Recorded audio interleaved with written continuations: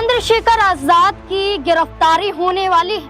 क्या अब चंद्रशेखर आजाद की मुश्किलें बढ़ने वाली हैं? और ये मुश्किलें अब डॉक्टर रोहिणी घावरी के जरिए नहीं, बल्कि एक इंसाफ की लड़ाई लड़ने के साथ है।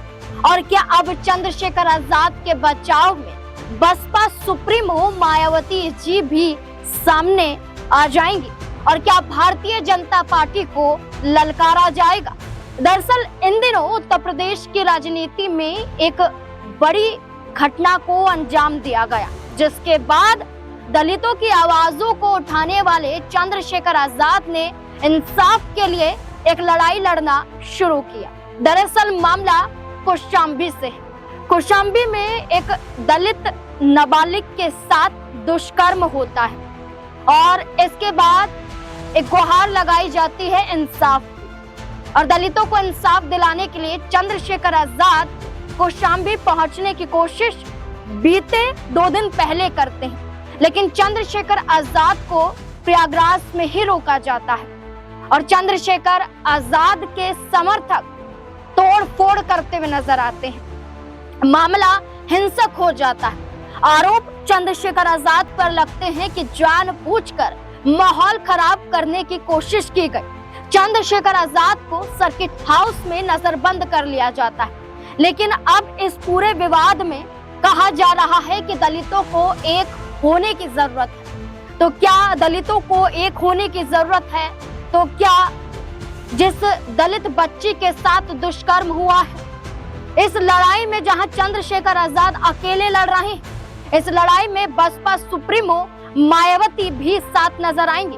क्या भारतीय जनता पार्टी के खिलाफ नजर आएंगे? दरअसल चंद्रशेखर आजाद ने अब खुलकर एक बड़ा बयान दिया है। बयान चंद्रशेखर आजाद का उत्तर प्रदेश के मुख्यमंत्री योगी आदित्यनाथ को लेकर है। क्या बयान दिया है, इसके बारे में बताते हैं। सबसे बड़ी बात है कि चंद्रशेखर आजाद ने ये कहा कि अगर पीड़ित परिवार से मुलाकात नहीं करने दिया गया तो हम लखनऊ में एक बड़े आंदोलन का आगाज करेंगे।